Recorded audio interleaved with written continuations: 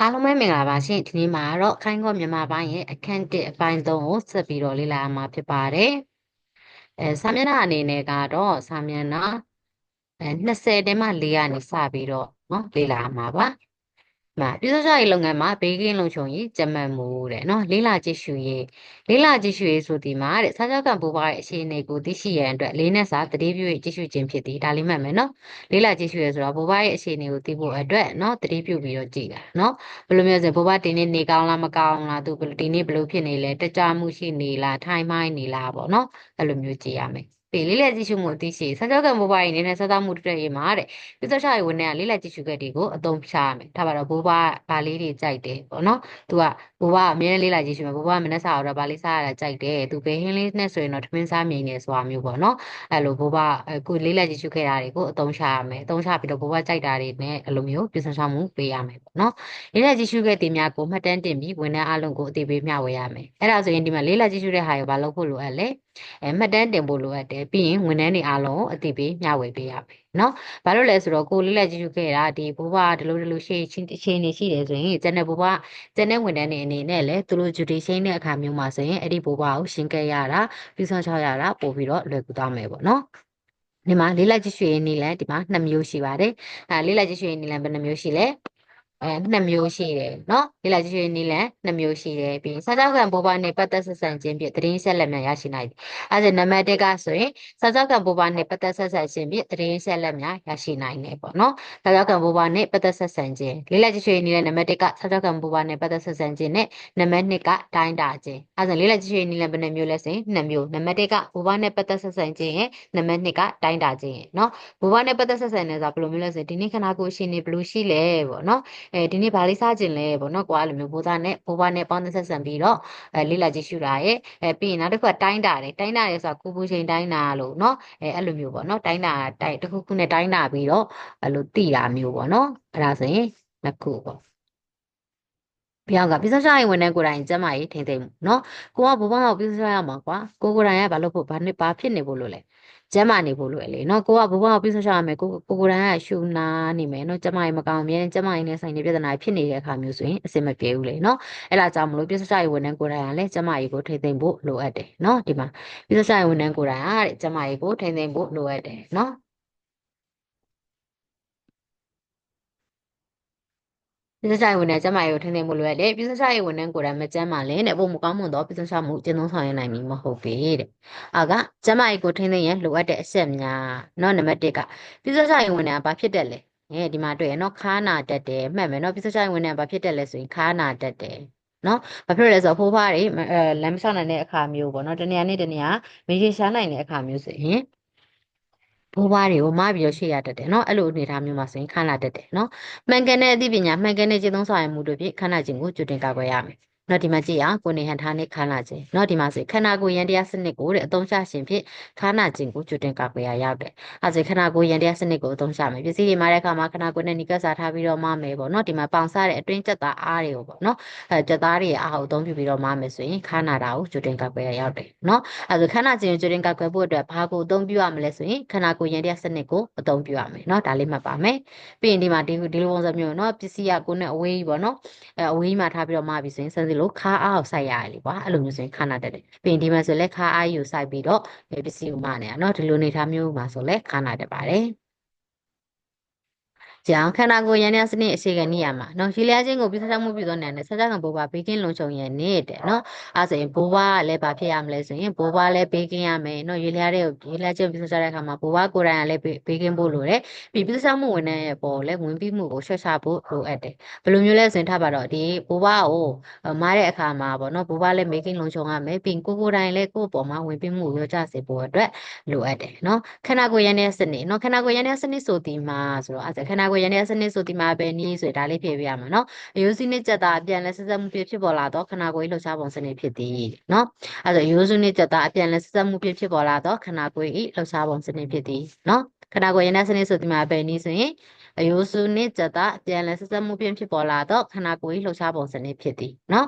ခန္ဓာကိုယ်ရင်းတဲ့စနစ်အရှိကန်နည်းအမှာကိုသုံးချခြင်းကြောင့်အားနည်းငယ်စရုပ်ဖြင့်ဘေးကင်းလုံခြုံစွာပြုစုံချပေးနိုင်အဲ့ဒါဆိုခန္ဓာကိုယ်ရင်းတဲ့စနစ်ကိုအသုံးချခြင်းဖြင့်ဘယ်လိုအကျိုးကျေးဇူးရနိုင်လဲလို့မေးပြီးဆိုရင်နော်အားနည်းငယ်စရုပ်ဖြင့်ဘေးကင်းလုံခြုံစွာပြုစုံချပေးနိုင်တယ်နော်အားနည်းငယ်စရုပ်ဖြင့်ဘေးကင်းလုံခြုံစွာပြုစုံချပေးနိုင်ပါတယ်အဲ့ဒါကြောင့်နံပါတ်1ခြေဝါးနှစ်ဖက်နဲ့နော်နှစ်ဖက်နဲ့ကြားရှိ area ကိုရှယ်ကားပြီးတော့တဲ့အားဆိုင်ရာနေရာကိုနှိပ်ချထားရမယ်တဲ့ဒီမှာနော်ဒီလိုပုံစံမျိုးကိုပြောတာပါတရားနံပါတ်2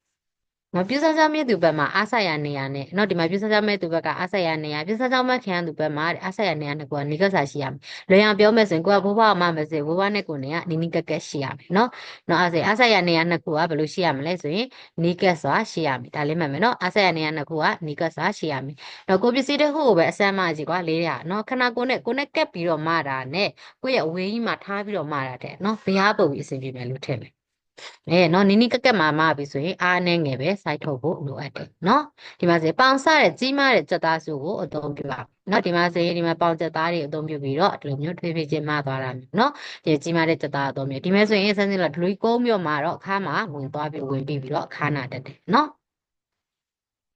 ဟုတ်ပြီနောက်တစ်ခုကနောက်တစ်ခုကဒီမှာဘိုးဘွားနော်ဘိုးဘွားအောင်မားတဲ့အခါမှာရောက်တော့ခဏကိုနော်ကြုံထားပြီးမှမာ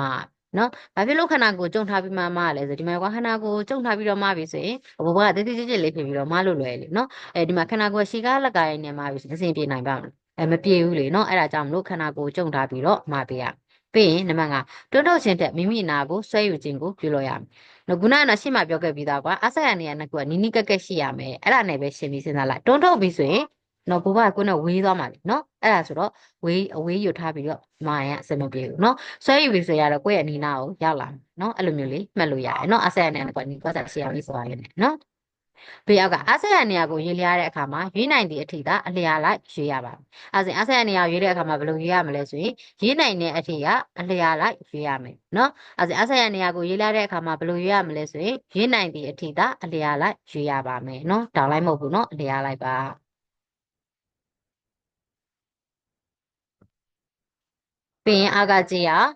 ဟုတ်ကဲ့ခဏကိုတိုင်းဆောင်စမဲ့ယူပဲရှင်းရှားများကိုရင်းနှီးမိဘက်သို့မျက်နှာမူထားရမယ်ဒီမဲ့ကြည့်နော်ဒီမဲ့ကိုမားမဲ့ပစ္စည်းဘက်ကိုနော်မျက်နှာမူပြီးတော့မတာရဲ့ဒီလိုခါးကြီးတစ်စောင်းကြီးမတာရဲ့ကွာဘယ်ဟာခါဝင်ပြီးစေမယ်နော်ဒီမဲ့ဒီလိုတစ်စောင်းကြီးမပြီဆိုအဆင်မပြေဘူးလေနော်ကိုအခုမယုံစစ်ထပြီးတော့မကြည့်ကွာနော်ဒီလိုမျိုးတက်တက်ပဲမရမယ်နော်ရှေ့ချောင်းနေကိုရေးလျားမဲ့ဘက်ကိုမျက်နှာမူပြီးတော့မရမယ်နော်ဒီမှာခန္ဓာကိုယ်လိမ်ဆောင်ပြီဆိုရင်ခါကိုကြီးမစာဝင်ပြီးစေပါတယ်တဲ့အဲဒါဒီမှာကြာကောအားနိယာမကိုအသုံးပြုရမယ်နော်ကောအားနိယာမဆိုတာဘယ်လိုမျိုးလဲဆိုဒီမှာသူကြောက်တုံးလေးနဲ့နော်ဥပမာပေးထားရကွာဒီကြောက်တုံးဆိုရင်အပေါ်ကနေတွန်းမယ်ဆိုရွေ့နိုင်ပါလားမရွေ့ဘူးလေနော်အောက်ကနေလှမ်းပြီးတော့တွန်းလိုက်တဲ့အခါမှာဆိုရင်အဲကြောက်တုံးရွေ့ရမယ်ဒီမဲ့စလဲအဲ့လိုပဲဘိုးဘကိုဒီအောက်ကနေတိမ်ပြီးတော့မပြီဆိုရင်အားနဲ့ငယ်စရုံဖြစ်နော်ဒီကြီးမားတဲ့ခွန်အားကိုပြောင်းလဲနိုင်တယ်ပေါ့နော်အဲ့ဒါကိုပြောထားတာပါအခုပြောထားတဲ့ဟာတွေအားလုံးကဒီခန္ဓာကိုယ်ရတဲ့စနစ်တွေပဲနော်ခန္ဓာကိုယ်ရတဲ့စနစ်ကိုပြောထားဒီမဲ့ကြည့်ရအောက်ကခန္ဓာခြင်းကိုကြွတင်ကာကွယ်နိုင်တဲ့အချက်များတဲ့ဆာဇကံဘိုးဘကြီးလုံနိုင်စွမ်းကိုအသုံးချရှင်နော်အဲဒါခန္ဓာခြင်းကိုကြွတင်ကာကွယ်ဖို့ဘာတွေလဲဆိုရင်နော်ဘိုးဘရဲ့လုံနိုင်စွမ်းကိုအသုံးချမယ်နံပါတ်2ကအကုကရိယာကိုသုံးမယ်နံပါတ်3ကခန္ဓာကိုယ်ရတဲ့စနစ်ခန္ဓာကိုယ်ရတဲ့စနစ်ဆိုတာခုနကပြောသွားတဲ့ဟာတွေနော်ပြီးရင်နေထိုင်စားသောက်မှုအလေးထားကိုပြုပြင်မယ်နော်ဒီဆက်၄ချက်နဲ့ခန္ဓာခြင်းကိုကြွတင်ကာကွယ်နိုင်တယ်နော်နံပါတ်1ကဘိုးဘရဲ့လုံနိုင်စွမ်းကိုအသုံးချမယ်ဘိုးဘရဲ့လုံနိုင်စွမ်းကိုအသုံးချတယ်ဆိုတာဘယ်လိုမျိုးလဲဆိုရင်ဒီမှာဆိုရင်ဘိုးဘရဲ့နော်ခန္ဓာကိုယ်စစ်စစ်တည်ပြပြီးတော့ဘိုးဘကသူ့ပတာသူဒီဂရေကနေပြီးတော့ဝီရှဲပေါ်ပြောင်းနိုင်တဲ့အနေအထားမျိုးဆိုရင်သူ့ပတာသူပြောင်းစေရမယ်နော်အဲ့ရကနေသူ့ပတာသူထနိုင်တဲ့အနေအထားမျိုးဆိုရင်သူ့ပတာသူထစေရမယ်ပေါ့နော်အဲ့လိုမျိုးလို့ဆိုရင်အဖြစ်ဘိုးဘရဲ့ခန္ဓာဟိုအားကိုအသုံးပြုပြီးတော့ကိုယ်ပေါ်ဝင်ပေးမှုကိုရောရှာစေတယ်အောက်ကအကုကိရိယာသုံးခြင်းအကုကိရိယာသုံးခြင်းဆိုတာဒီလိုမျိုးကွီးရှဲတွေလို့နော်ပြီးရင်ဒီလိုမျိုးတင်မတရုပ်ဆွဲပုတ်တွေလို့ပြီးရင်ဝင်ရှိဆက်တွေကိုသုံးပြီးတော့ဘိုးဘတွေသွားရှင်တဲ့နေရာကိုတနေရာနေတနေရာကိုပေါ့နော်ရွေလျာကူပြောင်းပေးတာမျိုးပြောတာအဲ့ဒါမျိုးဆိုရင်ဒီလိုစက်ကိရိယာတွေသုံးပြီးဆိုရင်ကို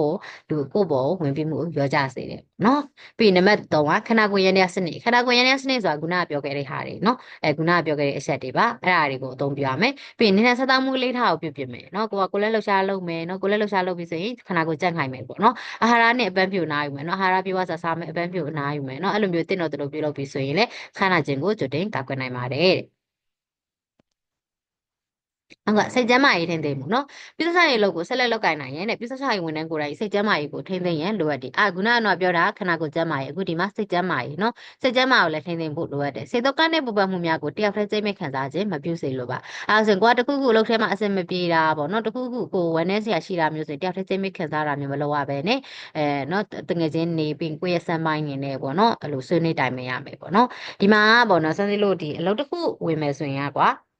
အနေနဲ့များဖီအားတော့ရှိရယ်เนาะအခုကဂျပန်နိုင်ငံဘာသာစကားတွေရောရည်စည်မှုတွေရောမတူတော့တေချာပေါက်ဖီအားကြောင်းရမယ်ပြီးရင်ကိုရှိခင်ရတဲ့သူတွေနဲ့ခွဲတာလို့ဝမ်းနေတာတွေเนาะခွဲကသားမလို့နေသားမကြတာတွေတစ်ဖက်နိုင်ငံယဉ်ကျေးမှုမှာအသားမကြသေးတာတွေနဲ့ပေါ့เนาะအများကြီးပေါ့เนาะစိတ်သောကားနဲ့ပူပန်မှုတွေကတေချာပေါက်ကိုရမှာပေါ့เนาะအဲ့လိုနေထားမျိုးမှာဆိုရင်ကိုယ့်ဘက်ကကိုတယောက်တည်းပေါ့เนาะအဲ့လိုကြိတ်မဲ့ခံစားနေတာမျိုးမလုပ်ဘဲနဲ့ဒီအဖိုးအဖွားတွေကိုပေါ့เนาะအာကြိတ်မဲ့ခံစားနေတာမျိုးမလုပ်ဖ ೇನೆ ပေါ့နော်ကိုခံစားနေရတာတွေကိုမိသားစုနဲ့အဲ့လိုပြောပြတာမျိုးဖြစ်စေတကယ်ချင်းကိုရင်ဖွင့်တာမျိုးဖြစ်စေပေါ့နော်ကိုယ့်ရဲ့ဒီစမ်းပိုင်းနေရှိကိုပြောပြပြီးတော့ပေါ့နော်အဖြေရှာတာမျိုးဖြစ်စေလုပ်ရမယ်ပေါ့နော်ပြီးစီကံတကျနေခံစားသောက်မှုပြုလုပ်သွားခြင်းရတဲ့စိတ်ရောကိုယ်ပါကျန်းမာရေးအတွက်လိုအပ်ပါတယ်နော်အဲ့ဒါစိတ်ကျန်းမာရေးထိန်းသိမ်းမှုနည်းလမ်းများနော်ဒီမဲ့ဒီကောင်လေးတွေကိုမှတ်ထားနော်ဘာဖြစ်လို့လဲဆိုတော့ဒီဟာလေးကအင်တာဗျူးမှာလည်းမေးတတ်တယ်အင်တာဗျူးမှာဆိုရင်မြင်မယ်စတိုရဲစုကအတ္တရာဒိုရှိမတ်ကာပေါ့နော်ဒီစိတ်ပစ္စည်းမှုဖြစ်လာဘယ်လိုလုပ်မလဲဆိုတာဒီမှာဆိုရင်ဒီကောင်လေးတွေထည့်ပြီးတော့ကိုကဖြည့်လို့ရတယ်ပေါ့နော်စားချိန်နဲ့အချိန်ကြက်မရမယ်နော်အချိန်မှန်မှန်အိပ်မယ်အချိန်မှန်မှန်စားမယ်ညဆိုရင်ညနေတက်ထိမနေဘူးညတကောင်ညနေတက်ထိနေပြီးတော့အေးပြတ်တာမျိုးပါမျိုးဆိုရင်နောက်ရက်ဆိုရင်တနေ့ကုန်စိတ်မကြည်မလေးနဲ့လေဖြတ်သန်းလို့အဆင်မပြေဘူးလေနော်အဲ့ဒါကြောင့်မို့စားချိန်နဲ့အချိန်ကိုကြက်မရပြီးရင်နောက်တစ်ခုကမိမိနဲ့ကိုက်ညီတဲ့စိတ်ဖြစ်စီမှုဖြစ်ဖြစ်နေကိုသိရှိထားရမယ်နော်ကိုဆိုရင်ဘာလုပ်လိုက်ရင်စိတ်တည်ညစ်နေတဲ့အခါမှာဘယ်လိုလေးလုပ်လိုက်ရင်စိတ်ဖြစ်စီမှုကတက်တာလဲဆိုတာမျိုးသိထားရမယ်နော်ဒီမှာဆိုသူကတော့တရှင်းဆိုတယ်ပေါ့နော်တရှင်းဆိုပြီးစိတ်ထက်ပေါက်ကြတယ်ပေါ့နော်ဝါဒရှက်ကြတော့စားတာပေါ့နော်စိတ်ညစ်ပြီးဆိုမပျော်ဘူးဆိုရင်တခုခုကိုစားချင်တာစားလိုက်တယ်အဲ့လိုမျိုးဆိုရင်စိတ်ပြန်ပြီးတော့ပြေသွားတယ်ပေါ့နော်အဲ့လိုမျိုးတောင်းနဲ့တောင်းမတူဘူးပေါ့နော်ပြီးနောက်တစ်ခုကစီနီယာအပေါင်းအသင်းတွေနဲ့စကားပြောဆိုရင်တိုင်ပင်ဆွေးနွေးခြင်းကိုပြုလုပ်ရမယ်နော်ကိုတယောက်တည်းအဲ့လိုမျိုးစိတ်ခံစားနေရတဲ့စားရင်အဲ့လိုစီနီယာအပေါင်းအသင်းတွေနဲ့တိုင်ပင်လိုက်တာကကိုယ်စိတ်ကိုပို့ပြီးတော့တက်တာစေတယ်ပြီးအဲ့လိုမှန်ကန်တဲ့ဘယ်လိုဖြည့်ရှင်းရမလဲဆိုရဲပေါ့နော်ဖြည့်ရှင်းချက်ကိုရရှိစေပါတယ်ကြာကုသယောဂများနဲ့စီမံဖြစ်နော်စီမံဖြစ်ရှင်ကုသယောဂဆိုင်အခြေခံအသိပညာပို့turaကုသယောဂဆိုတာတဲ့ခန္ဓာကိုယ်အတွင်းကိုယောဂဘူစသည်တို့ဝင်ရောက်ပြီးတော့ယောဂလက္ခဏာအမျိုးမျိုးကိုပေါ်ပေါက်စေတဲ့ယောဂကိုခေါ်ပါတယ်တဲ့အဲ့ဒါတော့သိပါတယ်နော်ကုသယောဂစကြကံဘိုးဘကိုခန်းနေပါတဲ့အချိန်တွေမှာရှိကြတယ်အဲ့ဒါစကြကံဘိုးဘရဲ့ကိုခန်းကောင်းတဲ့အချိန်တွေမှာရှိလားနဲတဲ့အချိန်တွေမှာရှိလားကိုခန်းနေတဲ့အချိန်တွေမှာရှိတယ်နော်လူစုဝေးပြီးတော့နေဟန်စားတော့ကြရင်ကုသယောဂဖြစ်လွယ်တယ်နော်လူစုဝေးပြီးတော့နေတဲ့စားတော့ရင်ကုသယောဂဖြစ်နိုင်တယ်နောက်ထပ်ပါတော့ဒီဘီဘိုစီဘိုတွေပေါ့နော်အဲ့ဒါတွေဆိုရင်ဒီဟိုအများကြီးအဲ့လိုစုပြီးတော့နေတယ်ဆိုရင်ကုတတ်တယ်နော်ဘီဘိုစီဘိုရှိတဲ့သူနဲ့နေအဲ့လိုမျိုးပေါ့နော်ပြဿနာရင်ဝင်တဲ့ကုသယောဂအကြောင်းတွေကိုလည်းဘုသူတအသိပညာဘုသူတရှိတာရလိုအပ်ပါတယ်အောက်ကကြည့်အောင်ဒီကိုဟန်နဲ့ပေါင်းရင်ဘာဖြစ်တယ်လဲကုသယောဂဖြစ်လို့နော်ပြန်လည်အပြင်ကိုခံအားကောင်းနေတက်မှနေတဲ့အချိန်မှာဆိုရင်တော့အခုဆက်ယောဂမဖြစ်လို့အဲ့ဒါကြောင့်မလို့ကိုယ်တိုင်ရဲ့เนาะဒီကိုခံအားကိုလည်းမြင့်တင်ပေးဖို့လိုအပ်တယ်เนาะဒီမှာဆိုရင်เนาะယောဂအမျိုးအစားယောဂဖြစ်ပွားတဲ့အကြောင်းရင်းမှာ bias ဘက်တီးရီးယားမှုနဲ့ကပ်ပါကောင်စသည်တို့ပါဝင်တယ်เนาะလေးလာကြည့်ရှုရရှုတာเนาะကုသယောဂစီမံဖြစ်ဖြစ်တဲ့အခါမှာဆော့ဆော့ခံဖို့ပါလေးလာကြည့်ရှုဖို့အတွက်အရေးကြီးတယ်เนาะဘဝမှာเนาะဒီကိုပူတာတွေအန်နာတွေဝမ်းလျှောတာတွေဘိုင်းနာတွေအင်မြင်ထတာတွေပြီးမျက်နှာအရောင်သွေးဖြူဖြူဖြစ်တာအဲ့လိုမျိုးလက္ခဏာတွေရှိပဲဆိုရင်ဒီစိတ်ကူးသားရေးဝင်တဲ့ထံတင်ပြဖို့အတွက်အရေးကြီးရပေါ့เนาะဒါပုံမှန်မဟုတ်တဲ့လက္ခဏာတွေပေါ့เนาะဘဝနေမကောင်းဘူးလို့ထင်ရတဲ့လက္ခဏာတွေရှိတယ်ဆိုရင်စိတ်ကူးသားရေးဝင်တဲ့ကိုတင်ပြဒီမှာဆိုရင်ကုသယောဂအင်္ဂါရဲ့ဘယ်နှခုလဲ3ခုမှတ်မယ်နော်ကုသယောဂအင်္ဂါရဲ့3ခုဘာတွေလဲဆိုရင်ကုသရမူလစင်မြင့်ကုသရလမ်းကြောင်းနဲ့လက်ခံသူအဲဆိုရင်ကုသယောဂအင်္ဂါရဲ့ဘယ်နှခုရှိလဲဆိုရင်3ခုဘာတွေလဲဆိုရင်ကုသရမူလစင်မြင့်ကုသရလမ်းကြောင်းနဲ့လက်ခံသူနော်သူတို့3ခုယောဂကုသမှုကိုစီမံဖြည့်ရှင်းတဲ့အခါမှာကွင်းဆက်ကိုနော်အခြေခံစီးမြင့်ကကွင်းဆက်ကိုဖြတ်တောက်ရှင်းတဲ့ကွင်းဆက်ကိုဘယ်လိုဖြတ်တောက်ရမလဲဆိုရင်ကုသရမူလစင်မြင့်နော်ဒီမူလစင်မြင့်ကိုဘာလုပ်ရမလဲဆိုရင်ဖယ်ရှားရမယ်နော်ကုသရမူလစင်မြင့်ကိုဘာလုပ်ရမလဲဖယ်ရှားရမယ်ပြီးနောက်တစ်ခုကကုသရလမ်းကြောင်းကိုကြတော့တားဆီးရမယ်ဒါလေးတခြားမှတ်မယ်နော်မူလစင်မြင့်ကိုဘာလုပ်ရမလဲဖယ်ရှားရမယ်ကုသရလမ်းကြောင်းကိုကြတော့တားဆီးရမယ်ပြီးလက်ခံသူနော်လက်ခံသူရဲ့ကိုယ်ခံအားကိုမြင့်တင်ထားဘာဖြစ်လဲဆိုကိုယ်ခံအားကိုမြင့်တင်ထားပြီဆိုရင်ယောဂပုံမှာတွေမဝင်ရောက်နိုင်နော်ကိုယ်ခံအားကောင်းနေဆိုအဲ့ဒါကြောင့်မလို့ပါအဲ့ဒါဆိုအကကြည့်ရကုသယောဂ နော်အင်္ဂါရက်3ခုအဲ့မှာဆိုရင်ဒီမှာကုသရမူလစစ်မြစ်မှာဆိုရင်ဘာရှိလဲဆိုဇီဝယောဂပိုးရဲ့စွန့်ထုတ်အညစ်အကြေးရရှိမယ်နော်အပေါ်မှာပြောခဲ့သလိုမျိုးဆိုရင်ကုသရမူလစစ်မြစ်ကိုရောက်တော့ဖယ်ရှားရမယ်တနည်းအားဖြင့်ဒီဇီဝယောဂပိုးတွေကိုပုတ်တက်ရမယ်ပြီးစွန့်ထုတ်အညစ်အကြေးတွေကိုစနစ်တကျ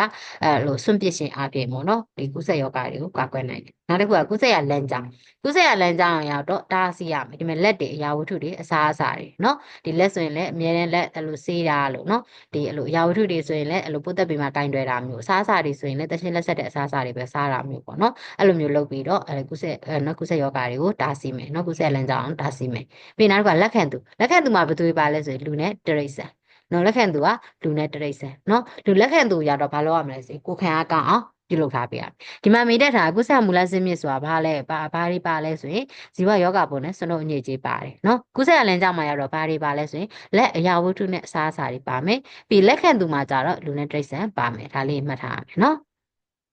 နော်ကုသမှုထိန်းချုပ်ခြင်းအခြေခံအချက်တွေအောက်ပါ3ခုနော်အခြေခံအချက်ကုသမှုထိန်းချုပ်ဖို့လည်းအခြေခံအချက်ဘယ်နှခုရှိလဲဆိုရင်3ခုနော်သွင်းမလာရထုတ်မသွားရမကျေပြတ်စေရဆိုတဲ့အခြေခံအချက်3ခုအဲဒါကုသမှုထိန်းချုပ်ခြင်းအခြေခံအချက်ဘယ်နှခုရှိလဲဆိုရင်3ခုရှိတယ်အဲ့ဆိုရင်အောက်ကကြည့်အောင်ဒီမှာလင်းစင်ထက်ရကုသရှင်နော်တုတ်ကွေးကဘယ်လိုကုသတတ်လဲဆိုရင်လင်းစင်ထက်ပြီးတော့ကုသတယ်ဒီမှာလေမတဆင့်ကူးဆက်တယ်လေမတဆင့်ကူးဆက်တာကဘာလဲဆိုရင် TV နဲ့ဝက်သက်ဒါဒီကောင်တွေကလေကနေတဆင့်ကူးဆက်တယ်ပြီးရင်ထိထိမိရကူးဆက်ခြင်းထိထိမိရကူးဆက်တာကဘာလဲဆိုရင် norovirus နဲ့နော် overpass ပဲတနည်းအားဖြင့် E. coli ပို့နော် E. coli ပို့နော်အဲ့ဒီပို့ကောင်တွေကနော်အဲ့ဒါတွေကကြတော့ထိတွေ့မိပြီးတော့ကူးဆက်တယ်ဒီမှာဒါလေးအမှတ်မယ်နော်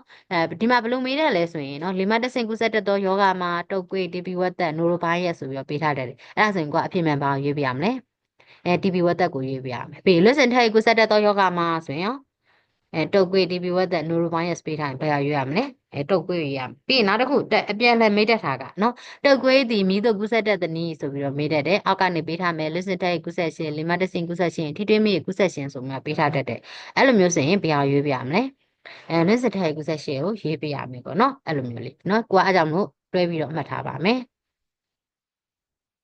ဒီမှာကုသရမူလစင်မြစ်အမျိုးအစားများဒီမဲ့သွေးရနေတဆင်လဲကုသတတ်တယ်ပြီးခန္ဓာကိုယ်တွင်းကအရည်တွေတတွေးတွေနှာရည်တွေအဲ့ဒါနေကနေတဆင်လဲကုသတတ်တယ်ပြီးစွန်းတော့အညစ်ကြေးအမ်ဖက်စီမစင်အဲ့ဒါနေကနေပြီးတော့လဲကုသတတ်ပါတယ်တဲ့နော်ပြီးလူနာအားလုံးရဲ့ခန္ဓာကိုယ်တွင်းနော်သွေးခန္ဓာကိုယ်တွင်းမှာစိမ့်ထက်ရစွန်းတော့အညစ်ကြေးဒဏ်ရာအရေးပြရွှဲမြေးပါစသည်တို့ကကုသတတ်တဲ့အန်ဒီရရှိရဲ့တဲ့နော်ပြီးသွေးခန္ဓာကိုယ်တွင်းမှာအရေးစွန်းတော့အညစ်ကြေးစသည်တို့ကိုနော်အဲ့ဒါကိုဘာလို့မကန်ရအောင်လက်ပလာနဲ့ကန်ထိတွေ့ကန်တယ်မှုမပြုရပါဘူးတဲ့နော်အဲဆိုသွေးတွေနော်ခန္ဓာကိုယ်တွေမှာအရည်တွေစွန့်ထုတ်ဥညစ်ကြေးတွေကိုဘာလို့မကရအောင်လဲလက်ပလာနဲ့ကင်လို့မရဘာဖြစ်လို့လဲဆိုရင်သူတို့ကကုသတတ်တဲ့အန်ဒီရရှိလို့နော်ပြီးရင်ဘာသုံးရမလဲလက်အိတ်နဲ့သာမဖြစ်မနေသုံးပြရမယ်အဲဆိုရင်သွေးတွေခန္ဓာကိုယ်နဲ့အရည်တွေစွန့်ထုတ်ဥညစ်ကြေးတွေကင်နေစလက်ပလာနဲ့ကင်လို့ရလားမရဘူးနော်လက်အိတ်သုံးပြီးတော့ပဲကင်ရမယ်အခုကြည့်ဟာသုံးပြရမယ့်ပစ္စည်းဥပမာနော်လက်အိတ်ရဲ့ပြီးရင် elbow နော်ရှေ့ဖုံးခါးစီရဲ့ပြီးရင်နှာခေါင်းစီရဲ့တော့ဒီမှာဒါလေးမှတ်ပါမယ်နော်ကိုကလက်အိတ်ဝတ်ပြီးတော့နော်လက်ဝတ်ပြီးတော့နော်ဒီကင်တွယ်ထားရဆိုပြီးတော့လက်မဆေးလို့မရပါဘူးလက်ဝတ်ထားစေကမူလက်ဆေးရပါမယ်နော်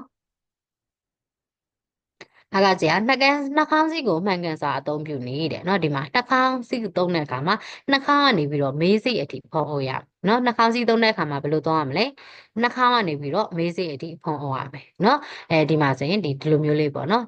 ဒီမှာဆိုရင်နှာခေါင်းပေါ်နေလေမရဘူးဒီမှာဆိုရင်မေးစိပေါ်နေလို့မရဘူးဒီမှာတစ်ခါသုံးလက်အိတ်လဲလှယ်နေเนาะတစ်ခါသုံးလက်အိတ်ကိုဘယ်လိုလဲလှယ်ရမလဲဆိုရင်ညစ်ပေသွားတဲ့ဘက်ကိုအတွင်းဘက်မှာထားပြီးတော့ဆွန့်ပြရမယ်ညစ်ပေသွားတဲ့ဘက်ကိုဘယ်ဘက်မှာထားရမလဲအတွင်းဘက်ပြီးရင်စွန့်ပစ်တဲ့အခါမှာသတ်မှတ်ထားတဲ့နေရာမှာပဲစွန့်ပစ်ရမယ်เนาะကိုစွန့်ပစ်ရှင်တဲ့နေရာမှာပစ်လို့မရအောင်ပြီးရင်ကိစ္စတစ်ခုသုံးပြီးတိုင်းတစ်ခါလဲလဲရမယ်เนาะတစ်ခါသုံးလဲအိတ်ဆိုမှတော့တစ်ခါသုံးပြီးတိုင်းတစ်ခါလဲလဲရမယ်เนาะပြီးလက်စိမ်းနည်းနဲ့တတိပြုရမယ့်အချက်များတဲ့เนาะကြကြနေသောယင်းနှင့်ဆက်ပြရည်တို့ဖြင့်သာလက်စေးရမည်ဖြစ်ပြီးအရက်ပြန်မှာတော့လက်ပိုးသက်စိတ်နှင့်လည်းဆေးရည်ရသည်အဲဒါစီကြနေတဲ့ရည်ရဲ့ဆက်ပြရည်နဲ့လည်းဆေးလို့ရတယ်ပြီးအရက်ပြန်ပါတယ်ပိုးသက်စိတ်နဲ့လည်းဆေးလို့ရတယ်အဲ့ဒါဘာလဲဆို hand gel ကိုလိုမျိုးပေါ့နော်အဲ့လိုမျိုးပြောဆန်စီလို့ကိုရိုနာတော့ဆေးခဲ့တဲ့ဟာတွေနဲ့နော်ပြီးညစ်ပစ်လဲတဲ့အပိုင်းများနော်လက်စေးရတယ်မပြောင်းဆုံးအပိုင်းများတယ်လက်စေးရတယ်မပြောင်းမဲ့မကြခဏကြံတဲ့တော့အပိုင်းများနော်ဒီမှာအယောင်ရင်းလေးတွေကမပြောင်းဆုံးအပိုင်းတွေနော်ဒီမှာလက်စေးရမယ်မပြောင်းမဲ့မကြခဏကြံတဲ့အပိုင်းများနော်ဒီပန်းရမြူလေးတွေနော် ညစ်ပစ်လဲတဲ့အပိုင်းများမှာเนาะညစ်ပစ်လဲတဲ့အပိုင်းဆိုတာလက်ချောင်းထိပ်တွေเนาะဒီမှာပန်းရအောင်ရင်းနေပြီးရင်လက်ချောင်းကြားတွေပြီးရင်ဒီလက်ဖမိုးတွေเนาะလက်ဖမိုးတွေပြီးရင်လက်မအောက်ရှည်တွေเนาะပြီးရင်လက်ကဝတ်တွေเนาะအဲ့ဒီကောင်တွေကညစ်ပစ်တတ်တယ် ဒီမှာနော်စီကြနေတဲ့စက်ပြာကြီးတို့ဖြစ်ရေးစေးစေเนาะအဲ့ဒါတော့ကိုလက်စေးတာကိုပဲမျိုးလုံးထဲမှာမြင်အောင်လိုက်เนาะဒီမှာဘယ်လိုမှတ်ရမလဲဆိုရင်ဒီကောင်အဆင့်လိုက်မေးတတ်တယ်ပေါ့နော်ဒီအကုန်လုံးအချက်3ခုလုံးဆက်တွေအားလုံးမပြီးထားပဲနဲ့အလဲရ3ခုလောက်ပဲဖောက်ပြီးတော့ဒီမှာဆိုရင်ဘာလို့ရမှာလဲဆိုတာမျိုးမေးတတ်တယ်ပေါ့နော်အဲ့ဒါနံပါတ်1ကြည့်အောင်လက်စွပ်နဲ့လက်ပတ်နာရီတွေကိုရှုရမယ်เนาะအဲ့ဒါလေးသတိထားမယ်เนาะပုံမှန်အပြင်စင်းလို့မရှုတတ်ဘူးလေเนาะအဲ့ဒါကိုလက်စေးမယ်ဆိုရင်လက်စွပ်နဲ့လက်ပတ်နာရီတွေကိုရှုရမယ်ဘာဖြစ်လို့လဲဆိုတော့အဲ့ဒါတွေကိုမရှုဘဲနဲ့ဒီတိုင်းမစေးလိုက်မယ်ဆိုရင်အဲ့ဒီကောင်တွေအောက်မှာအညစ်အကြေးတွေလောကပုံမှာတွေကတ်နေနိုင်လို့ပါပြီးနောက်တစ်ခုကပုံမှန်အတိုင်းပဲလက်ဆေးမယ်ဆိုရင်လက်ကိုဆေးရနေတဲ့ရင်နဲ့နော်ရှည်စွာလုပ်မယ်ပြီးရင်ဆက်ပြားယူမယ်ဆက်ပြားယူပြီဆိုရင်ပုတ်တိုက်တော့မယ်နော်ပုတ်တိုက်တဲ့အခါမှာအဆင့်လေးမှတ်မယ်နော်ပထမဦးဆုံးဖွာနော်လက်ဖွာရှင်းရှင်းပုတ်မယ်ပြီးနောက်တစ်ခုကဖမိုးလက်ဖမိုးရှင်းရှင်းပုတ်မယ်နော်ပြီးနံပါတ်6ကရောက်တော့လက်ချောင်းကြားနော်လက်ချောင်းကြားတွေကိုပုတ်မယ်နော်ပြီးရင်လက်မပြီးရင်လက်မနော်လက်မကိုပုတ်မယ်ပြီးရင်နောက်တစ်ခုကကျတော့လက်ချောင်းထိပ်လက်ချောင်းထိပ်ပုတ်မယ်ပြီးရင်လို့နော်လက်ကောက်ဝကိုလက်ကောက်ဝကိုနှက်ဆက်စာပို့ရမယ်နော်အဲဆိုရင်ဒီမှာဒီကမှတ်ရမှာဒီ6ချက်နော်အလဲရ6ချက်နော်အစင်လိုက်မမားစေပါနဲ့နောက်မှဒီအရက်ပြန်နေစေးတဲ့အခါနဲ့လွဲမှာဆိုလို့ပေါ့နော်ဒီမှာဆက်စစ်မှတ်ပေးနေတာကနည်းနည်းအဲ့လိုစာလေးရေးပြီးလိုက်မယ်လိုက်နော်ဒီမှာဆိုရင်ဖွာဖမိုးလက်ချောင်းကြပြီးလက်မထိတ်ဝစေကြောရဖွာဖမိုးဆိုတာဖွာဆိုတာလက်ဖွာနော်လက်ဖွာရှင်းရှင်းပုတ်တိုင်းမယ်ဖမိုးဆိုတာကြတော့လက်ဖမိုးရှင်းရှင်းပုတ်တိုင်းမယ်ပြီးရင်လက်ချောင်းကြားဆိုတာကြတော့ဒီလက်ချောင်းကြားတွေကိုပုတ်တိုင်းမယ်ပြီးရင်လက်မဆိုတာကြတော့ဒီလက်မကိုပုတ်တိုင်းမယ်နော်ပြီးရင်နောက်ကလက်မထိတ်ဆိုတာထိတ်ဆိုတာကလက်ချောင်းထိတ်တွေကိုပုတ်တိုင်းမယ်နော်ဝတ်ဆိုတာကြတော့လက်ကောက်ဝတ်ပေါ့နော်လက်ကောက်ဝတ်ကိုပုတ်တိုင်းမယ်ဒါအစင်လိုက်ပေါ့နော်အစင်လိုက်မှတ်မိအောင်လို့စင်စရာအဲ့လိုမျိုးနှစ်နယ်မှတ်ပေးထားတာပေါ့နော်ဖွာဖမိုးလက်ချောင်းကြားလက်မထိတ်ဝတ်စေကြောရစေကြောရဆိုတာဒီလက်ကောက်ဝတ်အထိနော်ပုတ်ပြီးဆိုတာနဲ့ရေးနဲ့စေးမယ်ပြီးရင်ရေးစေးပြီးရင်တော့အားလုံးအလျှောက်ခံမယ်ဆိုတာတော့သိရလေနော်အဲ့ဒါမျိုးပြောတာပါဒါလေးကိုအဲ့လိုလေးမှတ်ထားပါတော့အဲ့လိုလေးမှတ်ရင်တော့ကိုကအစင်လိုက်ကိုလွယ်လွယ်ကူကူနဲ့ရသွားလိမ့်မယ်မဟုတ်ရင်ရှေ့နောက်တွေရောနေတတ်တယ်နော်အဲ့ဒါဆိုရင်ဒီကရေးနဲ့စေးတာရပြီလို့ထင်တယ်ပေါ့နော်နောက်တစ်ခုသွားမယ်နော်ပုတ်သက်စေကအရက်ပြန်ပါတယ်ပုတ်သက်စေနဲ့စေမှာနော်အရက်ပြန်ပါတယ်ပုတ်သက်စေနဲ့စေမှာဆိုတော့နံပါတ်1ကိုယ့်ရဲ့ခန္ဓာကိုယ်မှာလက်မှာမြင်ရတဲ့အညစ်အကြေးရှိနေပြီဆိုရင်ရှေ့မှာပြောထားရတဲ့လက်စေးနည်းအတိုင်းကိုအရင်လက်စေးမယ်ပြီးရင်ဒီဟန်းကျက်ကိုနော်လက်ထဲကိုယူလိုက်မယ်ယူလိုက်ပြီဆိုရင်ဒီမှာလက်ပွားအချင်းချင်းပို့ရမယ်မတူးတော့ကိုရှေ့ရဟာနဲ့အစင်းလိုက်နော်လက်ပွားအချင်းချင်းပို့မယ်ပြီးရင်လက်ချောင်းထိပ်တွေကိုပို့မယ်နော်ပြီးရင်အောက်ကကြတော့နံပါတ်5ကကြတော့လက်ဖမိုးတွေကိုပို့မယ်ပြီးရင်ပြရတော့လက်ချောင်းတွေကိုစုပ်နေပြီးတော့နော်လက်ချောင်းများကြကိုပုတ်တိုက်ရမယ်နော်ပြီးအားကကြတော့ဒီမှာကြတော့လက်မနော်လက်မကိုပုတ်မယ်ပြီးရင်လက်ကောက်ဝတ်ကိုပိတ်မယ်ပြီးဆောက်သွားတဲ့အထိပုတ်တက်ရမယ်ဒီမှာတော့ဆန်းစီကနံပါတ်3ကနေစပြီးတော့မှတ်ပေးထားတယ်နော်ဒီမှာဆိုရင်ဖွာနော်ဖွာထိတ်ဖမိုးလက်ရှောင်းကြပြီးလက်မလက်ကဝပုတ်တက်ရနော်ဒါလေးရကြတော့ဖွာထိတ်ဖမိုးလက်ရှောင်းကြလက်မလက်ကဝပုတ်တက်ရပုတ်တက်တယ်ဆိုမှတော့ဆန်းစီလို့ရက်ပြန်ပါတယ်ဟန်းကျယ်နဲ့ပုတ်တက်မယ်ဆိုတာလေးကိုခေါင်းထဲမှာမှတ်ထားပြီနော်ဖွာဆိုတာကလက်ဖွာရှင်းရှင်းပုတ်တက်တာထိတ်ဆိုတာကရတော့လက်ရှောင်းထိတ်တွေနော်လက်ရှောင်းထိတ်တွေကိုပုတ်တက်တာဖမိုးဆိုတာကြတော့လက်ဖမိုးကိုပုတ်တက်တာပြီးလက်ရှောင်းကြားဆိုတာကြတော့ဒီလက်ရှောင်းကြားလေးတွေကိုပုတ်တက်တာပြီးလက်မဆိုတာကရတော့ဒီလက်မကိုပုတ်တက်တာပြီးလက်ကောက်ဝတ်ဆိုတာကြတော့လက်ကောက်ဝတ်ပြီးပုတ်တက်ရဆိုတာရှောက်သွားတဲ့အထိပုတ်တက်ရမယ်ဆိုတာနော်အဲ့လိုမျိုးလေးမှတ်ထားရင်တော့ကိုကအဲ့လိုဆင်လိုက်တယ်မရောဘဲနဲ့ပေါ့နော်ရှယ်နှစ်ခုမရောဘဲနဲ့မှတ်နိုင်လိမ့်မယ်ပေါ့နော်ပြန်ယူပြန်ပါမယ်ဖွာထိတ်ဖမိုးလက်ရှောင်းကြားလက်မလက်ကောက်ဝတ်ပုတ်တက်ရရမယ်နော်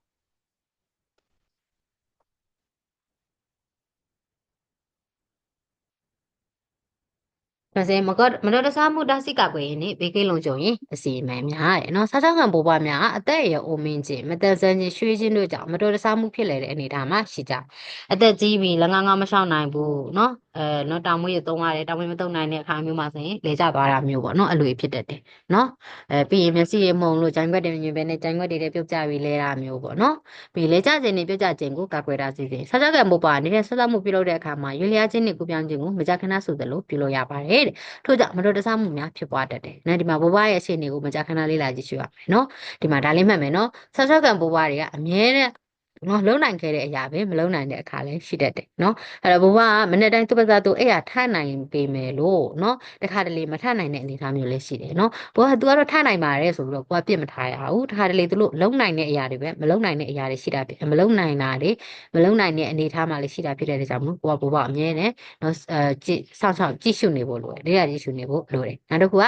ဒါကြောင့်မို့ဘာအဝတ်ထည်နဲ့ဖက်နဲ့တွေကိုတင်းတော်မှုမရှိစစ်စစ်တည်ပြရမယ်ဒီမှာ window ဘက်နဲ့နော် window ဘက်ကကျွတ်လဲပြီးတော့ရှေ့ချော်ပြီးတော့လဲချက်တယ်နော်အဝတ်စားတွေရှင်းနေတယ်ဗာမိတွေရှင်းနေတယ်အင်ကြီးရှင်းနေတယ်ဆိုလဲပြန်ပြီးတော့တက်နေပြီးတော့ခလုတ်တိုက်လဲတက်တယ်နော်အဲ့ဒါကြောင့်မလို့ဘဝရဲ့အဝတ်စားတွေတင်းတော်မှုမရှိကိုလဲစစ်စစ်တည်ပြဖို့လိုအပ်တယ်ဒီမှာဆိုရင်တရားမှတ်မယ်နော်အခုကိရိယာအသုံးပြုချိန်မှာတဲ့အသုံးမပြုမီနော်ရွှင်ချက်ရှိမှုရှိစစ်ဆေးရမယ်နော်အသုံးပြုပြီးစစ်ရမလားအသုံးမပြုပြီးစစ်ရမလာ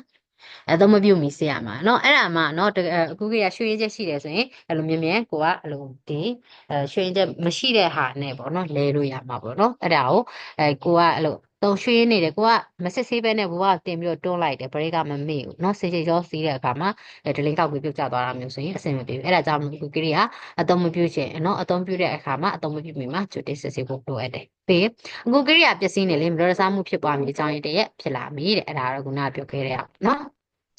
ပတ်ဝန်းကျင်ကိုစစ်ဆေးအတည်ပြုရမယ်နော်ကျမ်းမြင့်ရေးဆိုနေဘာဖြစ်တယ်လဲရှေ့ချော်တတ်တယ်ဒါကတော့သိပါတယ်နော်ရေချိုးခိုင်းတဲ့မှာမကြခဏအလျှော်လဲကြတယ်လေပြီးမီးကျုပ်ကိုခလုတ်တိုက်ပြီးတော့လဲကြတတ်တယ်နော်အဲ့ဒါကြောင့်မလို့ပတ်ဝန်းကျင်ကိုလည်းစစ်ဆေးအတည်ပြုဖို့လိုအပ်တယ်ဒီမှာအနေဖြစ်နိုင်စေနော်စီမံခန့်ခွဲမှုအနေဖြစ်နိုင်စေစီမံခန့်ခွဲမှုကဖြစ်ပွားနိုင်ခြေရှိတဲ့ NDA တွေကိုကြိုတင်မှန်းဆပြီးတော့မတော်တဆမှုများကိုအဖွဲ့အစည်းလိုက်ကြိုတင်ကာကွယ်တားဆီးရဲ့ဂျိုးပန်ခြင်းဖြစ်တယ်ထားပါတော့ဘိုး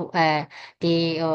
ဘယ်လိုမျိုးလဲဆိုရင်ထားပါတော့ဝီရှဲကိုနော်မစစ်ဆေးဘဲနဲ့သုံးလိုက်ပြီးဆိုရင်ဘိုးဘကစင်ချေချိုးပွားနေပြီးတော့လင်းကျသွားတတ်တယ်အဲ့ဒါကြောင့်မလို့အသုံးမပြုခင်မှာကြိုတင်စစ်ဆေးဖို့လိုအပ်တယ်ပေါ့နော်အဲ့လိုမျိုးပေါ့နော်ဖြစ်နိုင်တဲ့ NDA တွေကိုကြိုတင်မှန်းဆပြီးတော့အဖွဲ့လိုက်ကြိုတင်ကာကွယ်တားဆီးအစီအမံនេះရှာမှတ်တာကိုပြောတာပေါ့နော်ပြီး NDA ဖြစ်နိုင်တဲ့များကိုကြိုတင်မှန်းဆရေးတားဆီးနိုင်တဲ့များကိုတားဆီးမိဟုသောစဉ်းစားတွေ့ခေါ်ပုံကအရေးပါလာပါမယ်ဒီမှာ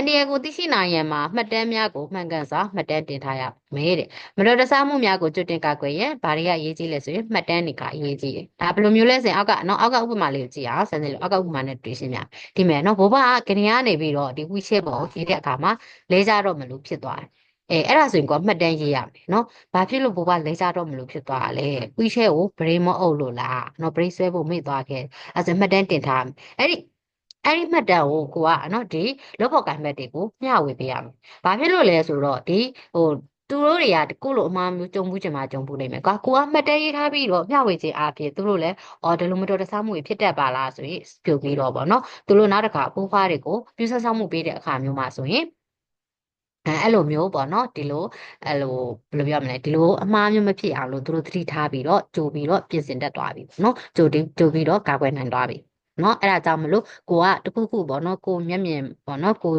တိုင်းမတော်တဆမှုကြုံတဲ့အခါမျိုးမှာဆိုရင်ဘာဖြစ်လို့လဲဆိုတဲ့အကြောင်းရင်းကိုလိုက်ရှာပြီးတော့မှတ်တမ်းရေးရမယ်မှတ်တမ်းရေးပြီးပြီဆိုရင်ဒီလောက်ပေါ်ကန်ဘတ်တင်နဲ့ပြီးစီနီယာတွေနဲ့မျှဝေပေးရမယ်ပေါ့နော်ဒီမှာဗရိစရာချင်းရှိမရှိကိုနောက်ဒီမှာပြင်ပကွက်စစ်ဆေးတည်ပြရမယ်တည်င်းဆက်လက်ကိုဝန်ထမ်းအားလုံးထံအတည်ပြီးမျှဝေပေးရပါမယ်တဲ့နောက်ကတဘာဝဘေးကကွယ်ရေးအစီအမံနော်တဘာဝဘေးဆိုတာတော့အလုံးသိကြတဲ့အပဲတိုင်းပဲငလင်လောက်တာတွေမုန်တိုင်းတိုက်တာတွေမီးလောင်တာတွေပေါ့နော်အဲ့လိုမျိုးဒီလိုထိခိုက်ပျက်စီးခြင်းကိုခေါ်တယ်နော်ဂျပန်မှာကျတော့သူတို့ကဒီငလင်ပေါ်တယ်မုန်တိုင်းအဲ့လိုတိုင်းဖူးပေါ်တယ်ဆူနာမီရှိတယ်နော်အဲ့ဒါကြောင့်မလို့ကိုကတဘာဝဘေးအတွေ့တွေအဲ့လိုကြုံလာတဲ့အခါမျိုးမှာဆိုရင်တည်တည်ငြိမ်ငြိမ်နဲ့နော်အဲ့လိုမျိုးရေးဆိုင်နိုင်ဖို့အတွက်လည်းကြိုပြီးတော့လေ့ကျင့်ထားဖို့လိုအပ်တယ်။အရေးပေါ်တဘာဝဘေးဖြစ်ပွားချိန်မှာတဲ့ပူပေါင်းဆောင်ရွက်မှုအဖွဲ့အစည်းစနစ်တစ်ခုကိုဂိယာနဲ့ဒေသရအတွက်အမြဲတမ်းပြင်ဆင်ထားရမယ်နော်။အဲဆိုရင်အဲ့ဒါဘာလဲပြောရလဲဆိုရင်ဒီတဘာဝဘေးဖြစ်တဲ့အခါမှာနော်ကိုယ်တိုင်ရလဲဘိုးဘတွေကိုပြီးဆောင်မှုပေးနိုင်ဖို့အတွက်ကြိုတင်ပြီးတော့ပြင်ဆင်ထားရမယ်။ပြီးဒေသရမှာရှိတဲ့ဒီ volunteer အဖွဲ့တစ်ခုခုနဲ့လည်းချိတ်ဆက်ထားရမယ်ပေါ့နော်။တဘာဝဘေးကမြည်သည့်အချိန်ပေါ်ပေါက်စေကမှုထက်လက်တုံလို့ချင်းမဖြစ်စေရန်အတွက်အသင့်ပြင်ဆင်ထားရဲ့အရေးကြီးတယ်နော်။ကိုယ်ဂျပန်ရောက်တော့သူကအဲ့လိုငလင့်နေအဲ့လိုမုန်တိုင်းနေဆူနာမီတွေနဲ့အသားတော့ကျနေပြီမယ်လို့ကိုယ်တွေမြန်မာနိုင်ငံအနေနဲ့ရောက်တော့ကွာအဲ့လိုမျိုးငယ်လေးတဲ့တွေ့တယ်ငယ်လေးလေ့ကျင့်ထားတာလည်းမရှိဘူးသင်ပေးထားတာလည်းမရှိဘူးဆိုတော့ကိုကကြောက်တာတော့ကြောက်မှတေးကြတယ်ကွာဒါမဲ့လို့ကိုကဘိုးဘရဲ့ပြဿနာမှုပေးနေတဲ့လူတယောက်အနေနဲ့ကြတော့အဆင်မပြေဘူးလေနော်ကိုကပြဿနာမှုပေးနေရတယ်ဘိုးဘထက်ပိုပြီးကြောက်ပြနေတာမျိုးဆိုအဆင်မပြေဘူးအဲ့ဒါကြောင့်မလို့ကြိုတင်ပြီးတော့လေ့ကျင့်ထားရမယ်ပြင်ဆင်ထားရမယ်နော်ဒီမှာလိုအပ်တဲ့ပစ္စည်းများကိုအသိပြင်ဆင်ထားရမယ်ဒါကတော့ဒ